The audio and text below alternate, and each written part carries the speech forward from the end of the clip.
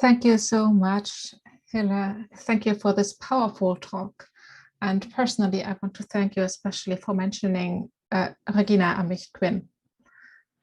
And now, before we open up our discussion to all of you and include the questions that have been asked on social media, I would like to give the two of you, Hille and Marie, the chance to respond to each other and to ask any questions or make any comments you would like to make regarding each other's talk. If I can come in first, Hille, thank you very much for that talk. And I am completely with the view that whatever happens, victims, survivors, people who've been harmed have to be at the center of it. They have to be the driver, not the driver. They haven't to take responsibility for this. We have to take responsibility, but only by listening to their voices. And in Ireland at the moment, we've revelation after revelation, as you know. We've the mother and baby homes, we've had the Magdalene laundries, we now have lots of young, men in their 50s and 60s now coming forward, having been abused in elite boys' schools, looking for justice, looking for help, looking for whatever. And sometimes you wonder,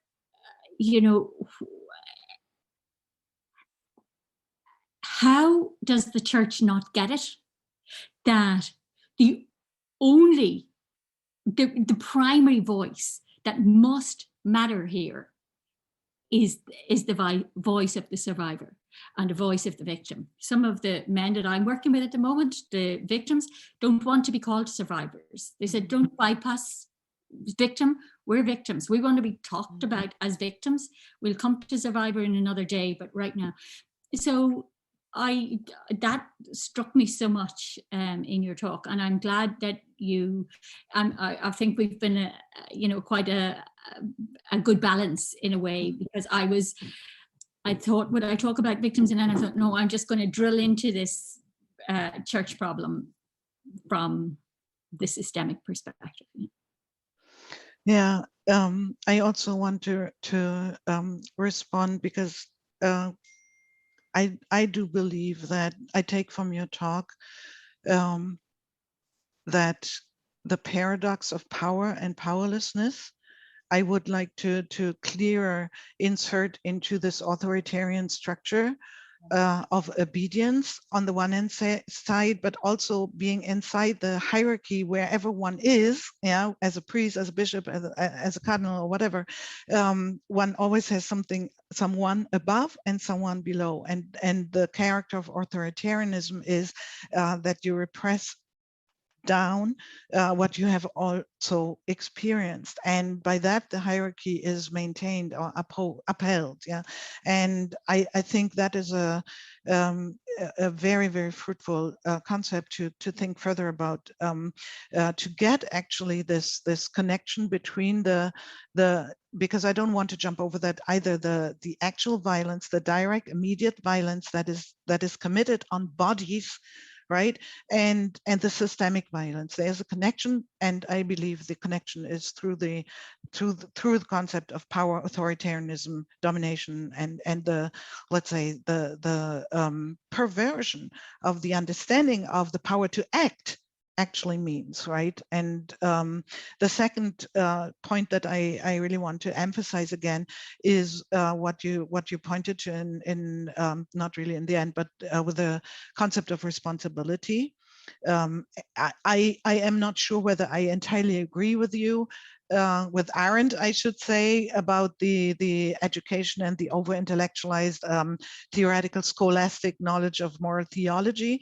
I'm not so sure, because I think there are many forms to rationalize.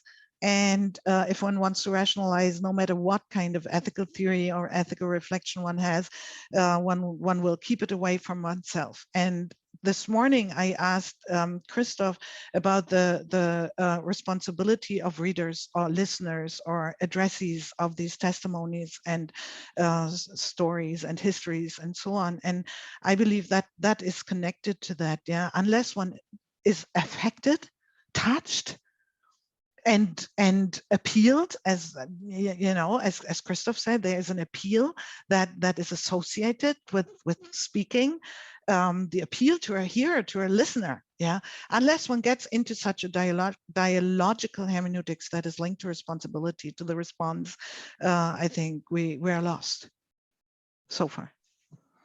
Yeah, and just to come back on that, to say that I may not have been clear enough in my explanation, but that is exactly the argument, that a rule book morality where you learn it and you theorize about it and you talk about it, but without actually coming up close and personal to one's own fragility and troubles, and to the people who are around you who are also struggling and harmed and so on. Without that, the rule-based morality is easy for these men to just play with and to rationalize and to overcome. And I saw this because I led several conferences and several meetings of the Irish bishops. And the only thing that began to really penetrate, so to speak, was when victims sat in the room and told them in the rawest of the way, and it was awful that they had to do this, but when they did and they were open to it, then it was only then that some things began to shift.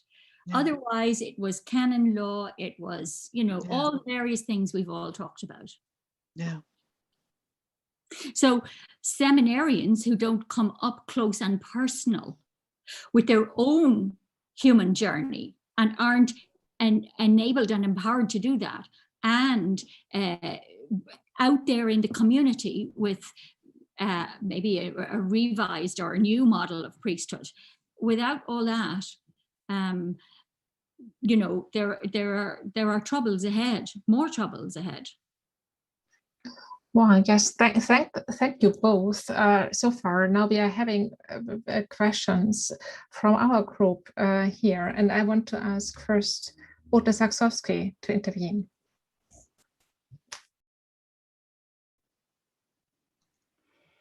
Yes, thank you very much. First of all, thank you very much for two very interesting lectures, and a special welcome to Hille. Yeah, hi. I've taught joint seminars back when she was in Frankfurt, so too bad can't go for a beer later on. But the question for me is, and that goes to both of your talks, you've made it very clear that there are some structural and systemic problems. It's not sufficient to look at individuals and their faults. I think that's absolutely right. So the question for me is, what would be, is this the change that is necessary? Is that a change that sort of we, and I out myself as not being Catholic, not member of the Catholic Church, is that something we should leave? We meant as society as a whole, as the state, or whoever we might be, is that something we have to leave to the members of the Catholic Church to change? Or is there something, either responsibility or support from sort of society at large or from the state you deem necessary? You will see that it connects to the talk I'll be giving after the break, but I'm very happy to be able to ask this of two persons who've been very involved with these issues in a way that I find very constructive. Mm-hmm. May I go first, Marie? Yeah, okay. So first of all, the obvious answer is, you know, we have more than 1 billion people on earth who are Catholics. And so whatever we are, wherever we are, whoever we are, Catholics are in the midst of us. Imagine to be a school teacher and in your place is a boarding school and you see abuse there and you see really structures that you cannot justify, that you cannot condone and so on. Yeah, so yes, you want to get involved, but that is a too simple answer. I know that. Yet I believe that from my point of view, at least, one can be, I call myself an insider outsider with a slash in between, yeah, because I will always be Catholic, no matter where I go and what I do, I will always be Catholic, because I've been so shaped by it, and a good part of me believes that it is worthwhile to save the Catholic Church. I just don't know who can save it from itself, right?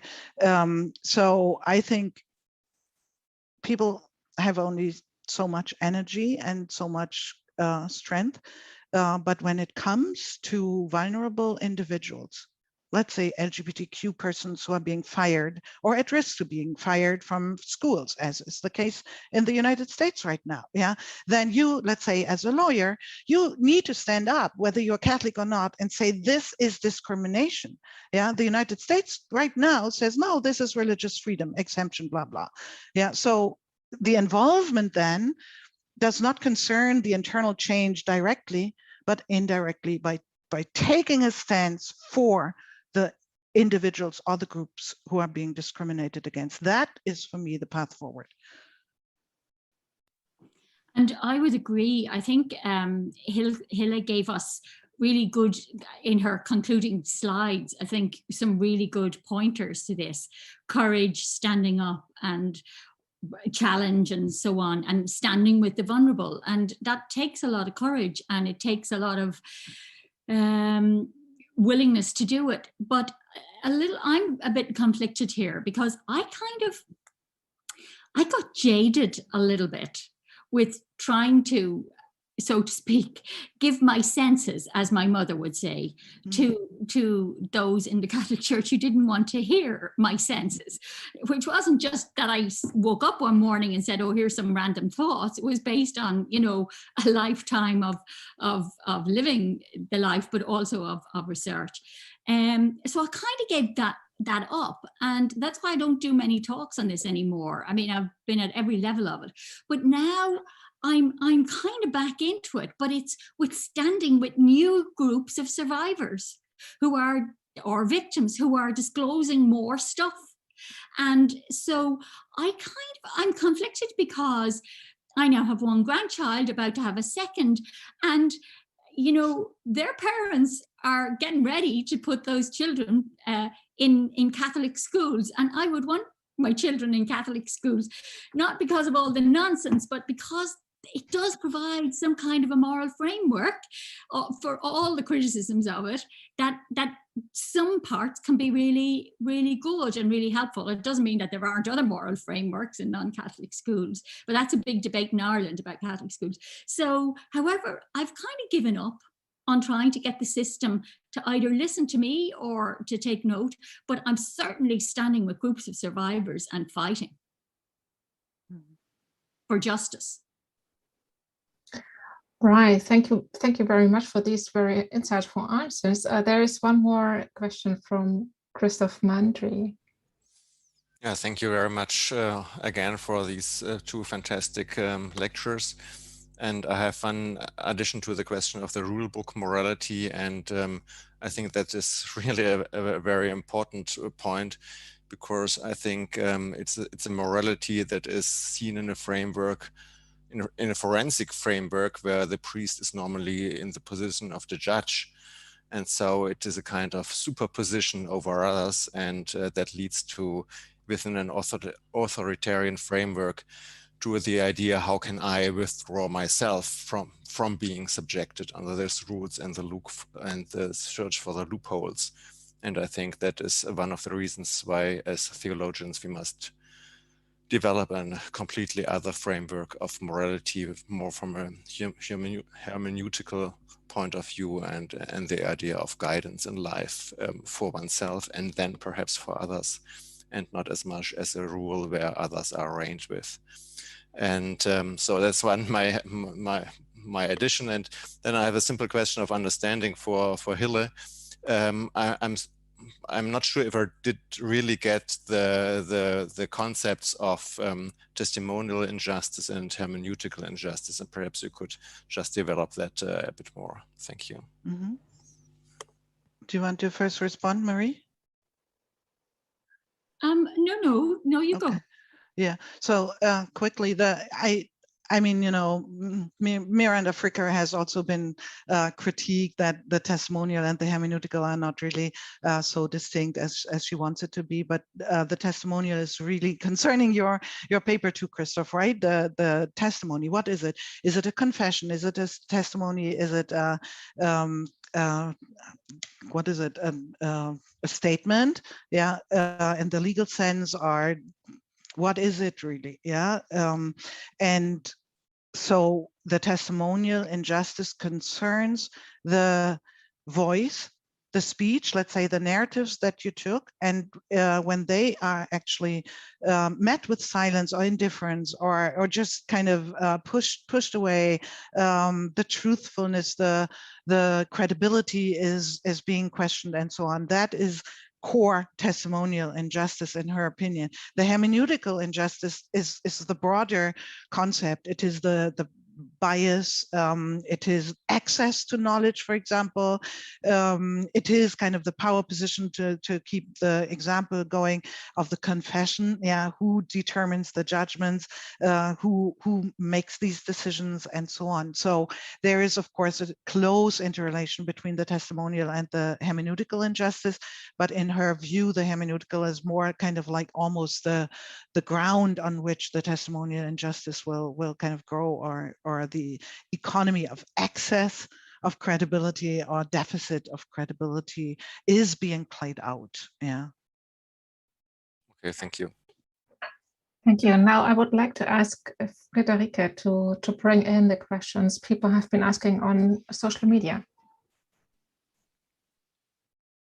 Thank you. I had two questions coming in from our YouTube chat, one addressed to Marie Keenan and one question for Hille Haker. I will start with the question for Marie. Where do you see the biggest chances for the church to change? And do you think there are differences between the German and the Irish churches in this? Well, I'll have to defer to Hille on that, really, because the difference between the Irish and the Catholic Church, or the Irish and the German Church, rather. I mean, I do think there are different brands of Catholicism. This is what I found when I traveled around the world.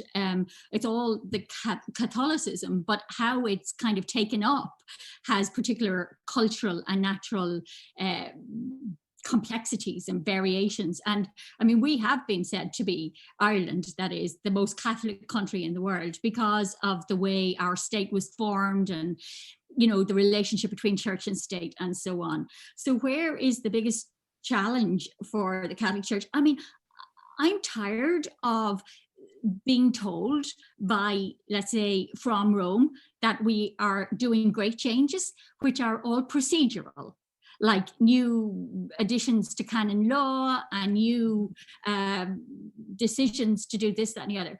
And I don't think that message about, I think it requires a period of serious reflection, with almost like with facilitators, to figure, with openness and with truth telling, to kind of start to drill in, and with research that we all have done, to start really opening up to these things. And, you know, a pope moving on and another one coming in, and the Roman Curia being the civil service that kind of doesn't change and gets more conservative as you go along, like that won't quite cut this change that I'm talking about. But I think Hille has given us a good kind of roadmap, and I take my hat off to the theologians for what they've offered us. I wouldn't mind after this maybe to come back to Christoph's point about the rule book, because I have another thought on that might. Maybe I just insert here, because I lived in Ireland for a year a long time ago, but I just happened to be in Ireland in 2002 on Good Friday when the story really broke, and I was glued to the television and cried a lot, I must say. I believe, I don't know whether I'm right about that, but I believe that Germany is exactly in the phase or stage that Ireland was in 2002, with the Wölki case, with a 2018 MHS study and so on. But I do believe what happened in Ireland was the avalanche of people who just had enough of the church and distanced and exited, either explicitly or implicitly. And I believe at least from the outside, I'm observing exactly, I sense the same atmosphere, the same emotional response and so on. And if there is this town in Italy and they care and they remember what happened in Ireland over the last 20 years or 30 years by now, it has become a very secular country in a way. Yeah, there's the residue of Catholicism, but it's a very secular country. Germany starts off being quite secular. Watch out. If you're losing that money, Vatican, you're losing a lot. Yes. A couple of things I think in Ireland that has happened that might be interesting, and then I'll come back to Christoph's point. People have definitely made a distinction between faith and the Catholic Church. And they make the distinction between faith and the organization. Now I know it's more complex than that, because some Catholics want to pray in public and in community and all those things, but a lot of Irish people have would still say they have a faith, but they don't subscribe. Financially is one thing, but they don't subscribe to mass going and all those things. So I think that's one thing that has been, if you like, a survival mechanism nearly for hardwired Irish people who probably were the most Catholic country in the world, probably still are, but it has become a secular country as well. Just on the moral rule book thing, I found Arendt very helpful, as I said, but psychology can help us also with a little bit this. But I found that psychology didn't go far enough. And what psychology has said is that when we're trying to help people develop and think about, and let's say in training programs and so on, moral authority and moral responsibility and how to be a good person and a good citizen and so on, all those things, that empathy can be very helpful. And empathy is putting oneself, not sympathy, but empathy, putting oneself in the shoes of another. But actually I'm trying to experience the experience from their perspective.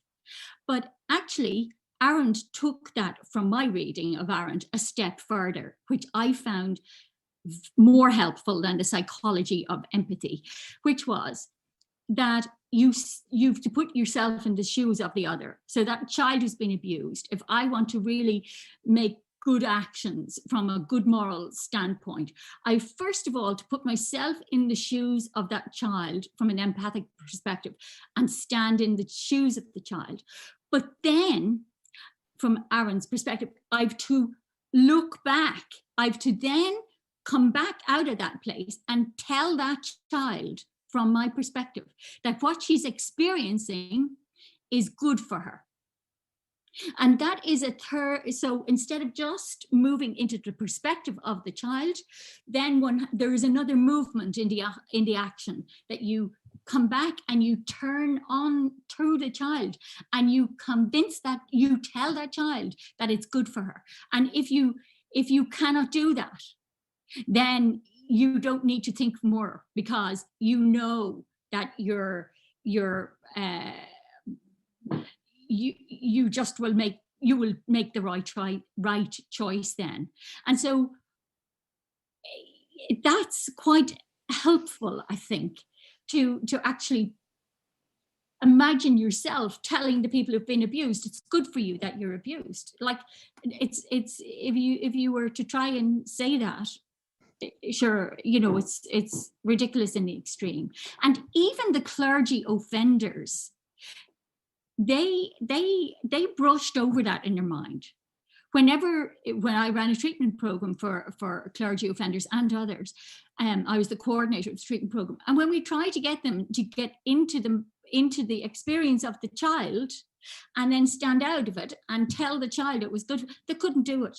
because they knew it was bad for the child, but they glossed over the harm because they had this intellectualized morality and all the rationalizations that could come in. Well, I'm not harming or whatever. But actually, when you do that little elaborated, it's more than an elaborated exercise in empathy. It's a la Arendt style. I think it's a complete game changer, even for men and women who have gone the whole distance of being abusive, unless you have serious personality disorders or, you know, people who have psychopathic kind of tendencies, in which case, you know, that's a different matter. But the majority of clergy who abuse children hadn't psychopathic personalities. They abused and did very bad things, but weren't psychiatrically diagnosable, let's say. Thank you so much, Marie. That's so insightful, and you're so right. We have one final question from our social media channels, and then we need to go into the break before we start our final session of today. So I would like to ask Frederica to give us this last question. Yes, the last question from the YouTube chat is a question for Hille. Regarding the condemning of gender ideology, LGBTQ community, and so on, I feel like the church gave up on a huge chance when not long ago the Vatican refused to give homosexual couples their blessing, to which many people and even theologians, at least from Germany, stood up against. I don't know about other countries, though. Maybe you could add international perspectives. I feel like the damage has been done because there was the chance to make amends and to show that things have been learned, but they didn't. How do you feel about this specific circumstance? Thank you very much for this question, because I think it is not only tightly connected to the gender ideology right now, but it is probably at the forefront of many issues. I can only say the first thing. Many people have been badly hurt by the church's statements, and over the years, but the recent ones, many priests have been hurt by these statements, and this hurt and pain and harm will also not go away. And to stand with them is actually one of the biggest tasks, and every Catholic who can follow that has right now. From the United States perspective, I can only say that everyone I know is staring at Germany in awe with open mouths because of the courage that they see. Not only the action day a few weeks ago, the blessings, organized by Catholic priests, and many have written to me and told me, people I don't know even, how encouraging that is, and how they yearn for the United States bishops to do something similar, or priests. And there are, of course, efforts all around the country to do exactly that. But in the United States, as many of you know, the, let's say, more traditionalist and more conservative, let's say, approach is maybe still predominant. And so there's a lot of grassroots work that is still necessary, but there are also many grassroots groups and organizations who do fantastic advocacy work, also young people who create networks and so on, and that is necessary. But again, Marie, you said I prepared a roadmap. I meant it to be a roadmap in a way, you know, because we have to also empower ourselves. We have to be in solidarity together, because, you know, you learn that sometimes you are strong, sometimes you are weak. But if you are kind of forming a chain, you will still walk forward. I say that as someone who has lived through the last 5 years in the United States. Thank you so much. Thank you both. Thank all of you. It was such a wonderful session, and I'm sure we would have been able to go on forever, but we have to go into the break now. Thank everybody. We will continue again at 6 p.m. in about 20 minutes with our final session of today.